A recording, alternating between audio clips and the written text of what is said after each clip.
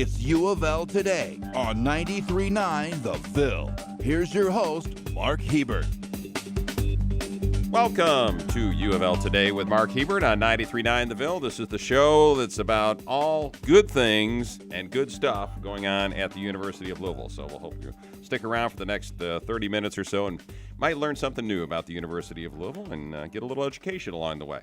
So what's on the show today? Some UofL researchers are working on ways to keep astronauts physically fit and healthy during their extended time in space. We'll hear from those two researchers. Plus, why is the number of potentially deadly MRSA infection cases increasing in the South? Is the weather a factor? A UofL infectious disease specialist has some answers. But first, a few states have made physician-assisted suicides legal in some cases. In other states, it's illegal for any professionals to even discuss suicide with a patient. Well, what about the social workers who are dealing with these issues every day? Shouldn't they have a say? Well, Jill Randall is a PhD student and a graduate research assistant in the Kent School of Social Work at UofL, who's looked at the role of social workers and what role they should and shouldn't play in physician-assisted suicides. Jill, welcome. Thank you. Thank you. So you're a relative newcomer to the University of Louisville, right? I am. I've been here 8 months now, and I'm loving it. It's a great city to live in. And you're from Minneapolis, right? I'm from Minneapolis, yes. Well, Teddy Bridgewater used to be there, but he's not there anymore. But I hear his name all the time sure when I you say do. I'm from Minneapolis, yeah. All right, well, let's talk about physician-assisted suicides. How do you couch that? When you talk about PAS, what do you tell people that is? Sure. PAS is a process where a terminally ill adult is able to get a lethal medication prescribed by a physician that they can take to end their life. And one of the first things I want to say about PAS, or physician-assisted suicide, is that terminology is really going out of style and was doing that at the time of our research. However, we chose to stick with the terminology physician-assisted suicide because that's what had been in the research literature up until that point. And most people know that, what you're talking about. Yeah. However, since the term suicide is so stigmatized, it is felt that death with dignity or physician aid in dying is a better way to refer to the practice. I'll never remember that, sorry. Okay. So I'll have to ask you about physician-assisted we can talk suicide. PAS. All right. How many states have legalized At the time we did our research, and when there was were this? When was the research then? 2015, there were Okay. 3 states that legalized it. Oregon, which it's been legal there since 1994, Washington and Vermont, and in Montana it's legal by court decision, which means that essentially they had a court case where a physician had practiced PAS and was not found guilty for that, but it is not illegal. It's not a law in that state. Right. And since we conducted the research, additional states that have passed laws are Hawaii, Washington, D.C., Colorado, and California. So there's 6 states plus D.C. that have legalized it. All right. Yes. Well, you took a specific look at the role social workers play in this decision-making. What role do they play now in most states where you don't have physician-assisted suicides, and what role do they play in states where you do, if any? Well, sure. First, I'll state the obvious and say that in states where it is legal, that conversation can develop in a different way than it can in states where it is not legal. However, the legality does not mean that patients aren't asking about it when it is not legal. And I'll give the example of Brittany Maynard. Her case really cast this issue into the national spotlight back in 2014. She was a young woman diagnosed with a deadly brain tumor. There were no medical options for her, and she was a resident in the state of California. She and her parents wanted, and her husband, I believe, her fiance, wanted to be able to take advantage of the physician aid in dying option, and therefore they moved to Colorado so she could establish residency there and go through the legal process. So even if a person doesn't live in a state where it is legal, if they really want that option and have the resources to do so, they could move. And if they're that anxious about what the end of life experience is going to be like, they may ask about it anyway. And that's something we know from the research, is that people who request physician aid in dying do so primarily for reasons of fear. They fear loss of autonomy. They fear not being able to do the things that they enjoy. They fear losing their dignity, and therefore they don't, they want to be able to take control to end their life when they want to. Right.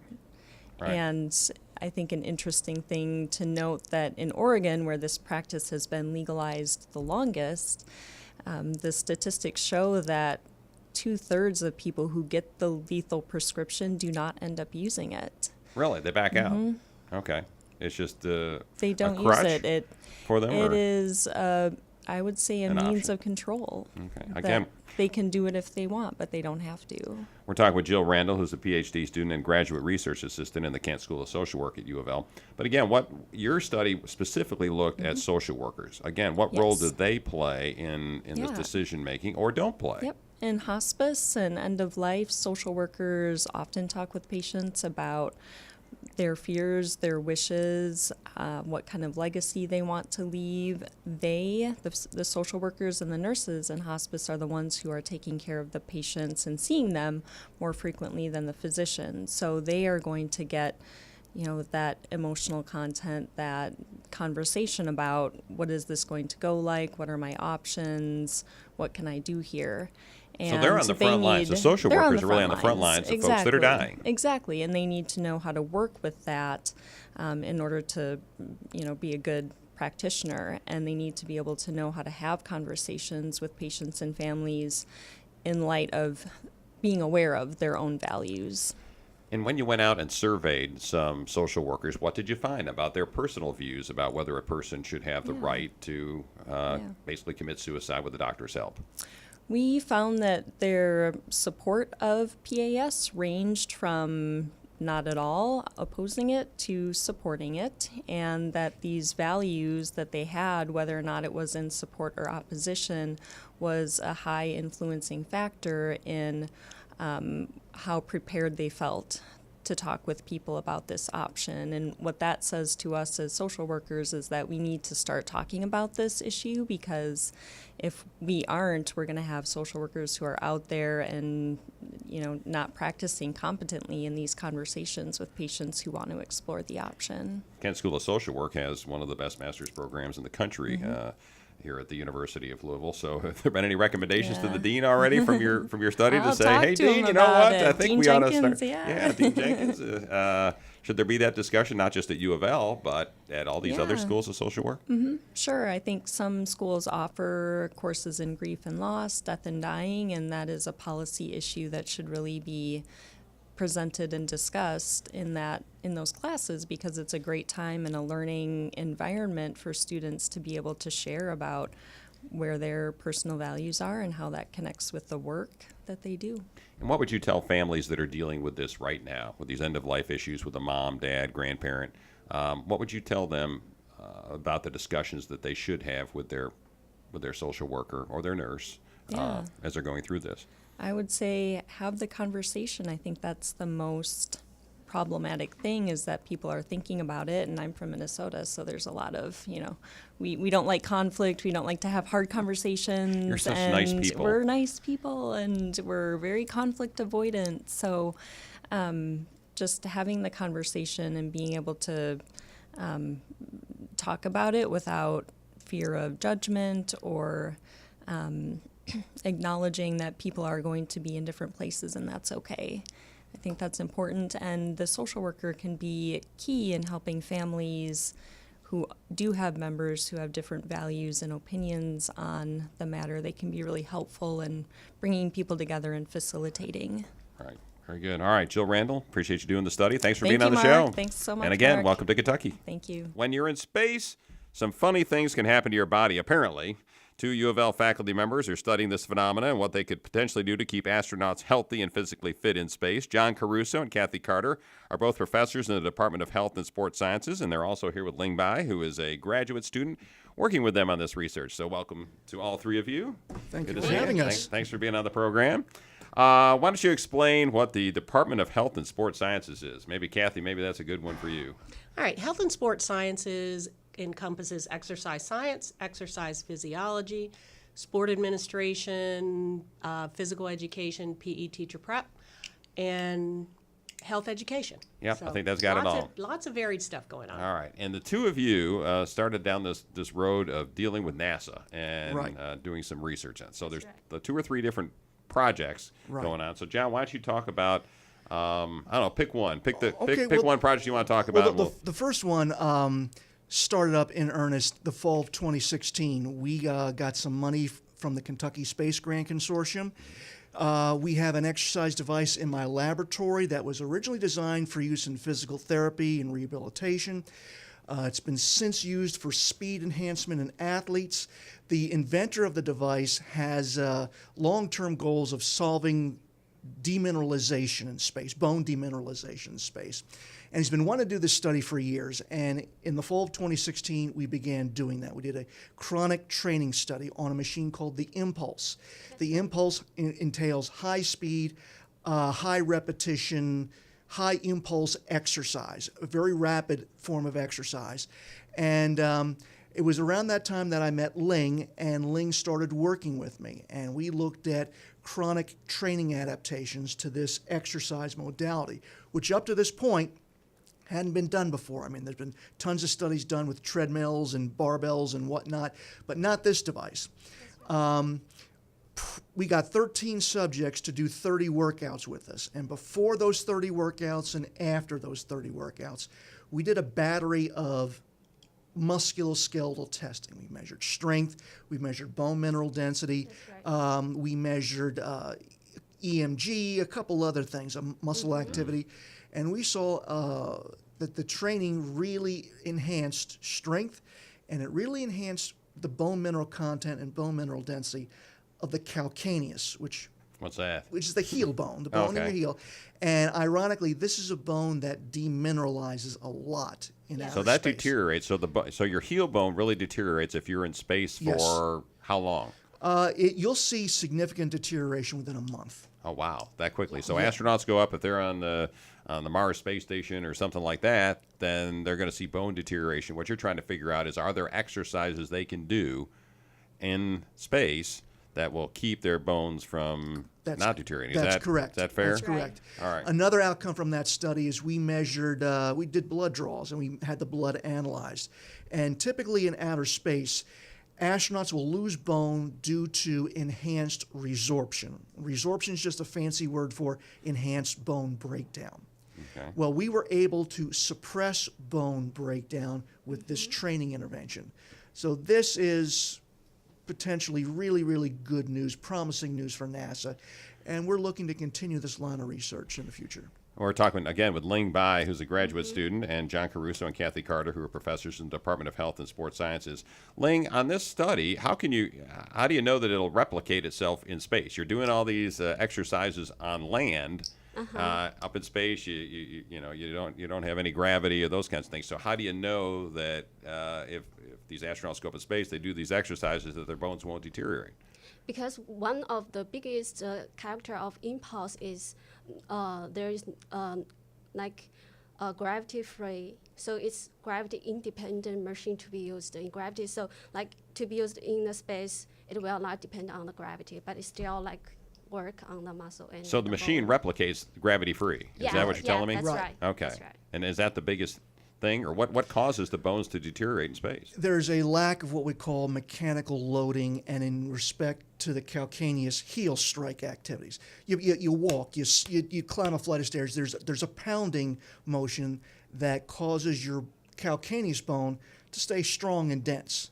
When you're out of space, floating around, no gravity. That's right. With no gravity acting upon the musculoskeletal system, muscles and bones adapt. And a lot of these adaptations are actually changes for the worse. Okay. I want to talk about another study here that you guys worked on, this diet, this astronaut's diet. Kathy, why don't you talk a little bit about that study that you're working on? Well, the way that normal human beings keep their bones strong is through the pounding, like John talked about, that stresses the bones and makes them build back stronger. The other part of that is diet, making sure you have plenty of calcium, plenty of vitamin D, so that the bones have the materials to build stronger. So what we're going to be looking at is whether a diet enhanced with more calcium and more vitamin D can actually enhance what the machine is doing. So maybe instead of just slowing down or stopping the resorption, we might be able to reverse things a little bit. Okay. John, you're nodding your head over here. Because I think when we talked before, the traditional diet for astronauts was higher in fat. Am I not? That's if I'm correct? And so this is a different diet that we're talking about here. The traditional NASA diet, the one the astronauts are prescribed and adhere to when they're in outer space, is 50% carbohydrate, 35% fat, 15% protein, which is essentially a paleo diet. And one of the activities astronauts are doing routinely, particularly as the duration of spaceflight missions increases, is they're having to exercise. They're having to exercise to maintain their health. And that may not be the ideal diet for exercise. So we want to compare this traditional NASA diet to one that Kathy talked about, and one with more carbohydrate and protein that may be more athlete friendly. And we're going to look at exercise performance responses to these two diets. We're going to look at metabolic responses to these two forms of diet to see which diet may be preferable. Mm-hmm. And Ling, when you look at these diets, I know you don't know anything about these various diets because you're a little tiny person. You don't have to worry about that high fat diet, do you? When you hear about these things, what do you think when you're trying to put yourself in the place of an astronaut? What do you think, and what do you try and get out of it that astronauts might know or might want to know when they're getting ready to head into space? What would they think? I want more pasta, or I want more whatever. How do you convince them that perhaps they should take a look at their diet? I think I would be start from their physiologically condition, because they need very specific nutrition and diet to help them to keep the bone density or to keep their other physical conditions. Yeah. Let me ask you this: University of Louisville's landlocked. We don't really have a space program. The Speed School does some stuff with NASA, but how in the world did you guys get hooked up with doing research on NASA? Well, with NASA? About 3 years ago, when I accepted a position here, one of the first things I did prior to accepting that position to see if University of Louisville was affiliated with the Kentucky Space Grant Consortium, and they were. And that was a big selling point for me in coming here. I have a prior background working with NASA. I did my postdoc at the Johnson Space Center. I worked in what's called their Exercise Countermeasures Laboratory. And countermeasures is an old military term which basically describes treatments or interventions that keep people healthy in outer space. There's only so much you can do with drugs, and every drug has a side effect, and a lot of these side effects are exacerbated when you go into outer space. So you're looking for more natural ways to healthier ways. Keep these astronauts healthy and eating right and keep their bone density, etc. And Kathy, is that pretty much the whole story on how you got involved? Yeah, I pretty much got involved with John because he was doing the research and his machine makes a lot of noise. So I you walked down the hallway and said, "Yeah, hey, I walked down the the hallway to there? kind of see, what the heck is that noise all about?" And then he and I got to talking about it. And one day he popped in the office and said, "Well, what do you think about doing this?" And I'm like, that sounds like a lot of fun." Yeah. And Ling, from a graduate student perspective, what are you learning at the University of Louisville from these two? Well, I learned a lot, not just doing the research, but also dealing with subjects and interact with them and how to get the research done in time. It's very, very important. And also I learn how important research for us, because I feel maybe in the future I want to set my goal as a researcher too. That's very. So that's what you want to do. Yeah. So that's why you're getting a lot from these two. All right. We didn't even get a chance to talk about the bed rest study, which you just freaked me out about, John. So we're not even going to talk about that. So that's for another day. If you get funding for that thing, then we'll talk about that down the road. All right. I appreciate you all being on the show. Kathy Carter, John Caruso, Ling Bai. Congratulations on your research, and go have some fun, okay? Thank you. Okay, thank All you. right. Many of you have heard of MRSA. That's the staph bacteria infection that's becoming resistant to some antibiotics. Well, apparently the number of MRSA cases is going up in the South, with a number of studies trying to figure out why that is happening. Forrest Arnold is an epidemiologist and associate professor in the Division of Infectious Diseases at UofL, and he's kind of taking a look at this MRSA trend that is not a good one in the South. Forrest, good to see you. Hello, good to see you. MRSA, what is it? Tell me what MRSA is. Okay, MRSA is Staphylococcus aureus that's resistant to penicillin. So just good old-fashioned penicillin. So when it's not sensitive, you have to use something more than penicillin. They call it MRSA or MRSA, as some people say. Yeah, because it's a really big, long word. It would like. Yeah, no, pretty much everybody's heard of a staph infection, Right. and that's exactly what we're talking about, staph infection. It's a staph infection that's resistant to penicillin, right? Yes. And normally you hear about folks getting this in the hospital, don't you? Isn't this a hospital-acquired? Correct. And A then lot of the time. in the late 1990s, early 2000s, we saw a lot of community people getting skin infections. It probably peaked in 2005. Right. And there's some studies out there that say how much there is, and this is a newer study, and it has done that. And the whole point of their article was to say they were conflicting with some CDC data. CDC said all the staph infections were trending down, but their data says that bloodstream infections were actually trending up slightly.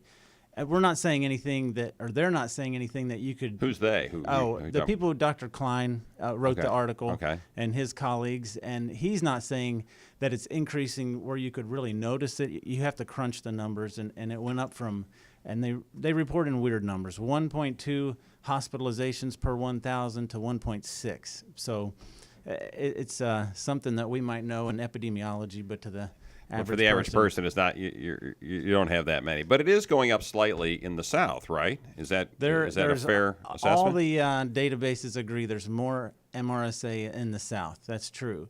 And they give a couple reasons for that. One I agree with. There's more outpatient antibiotic use in the South than other regions of the country. And so you have more antibiotic use, you're going to have more resistance. But then they also say it may be due to the weather, and that's where I stood up, slammed the journal down, and said, "Those are fighting words. What's going on?" Not really. I read it, and it But just you seemed thought like that, right? I did. It seemed kind of like a lame excuse, a cop-out, the weather. So I tried to gather some data and provide another reason to add to their list of the outpatient antibiotic use. That may be a valid reason, and that was the IV drug use. We see we're number 3 in the nation for IV drug use, Kentucky, of all places. And unfortunately, it's staying up there in the top 5. And people have staph on their skin, and you get a novice IV drug user or one that's just anybody has staph on their skin and drive in the needle, and they're actually pushing the staph into their skin.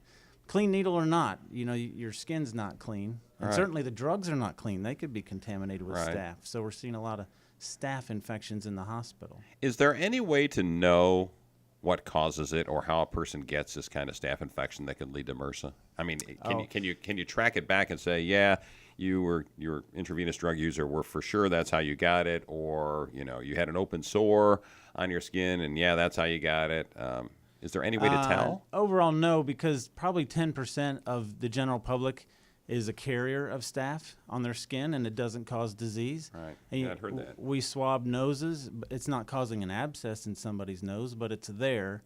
And so if you have any compromise in your skin, such as IV drug use or an open sore, like you say, then staph can get in.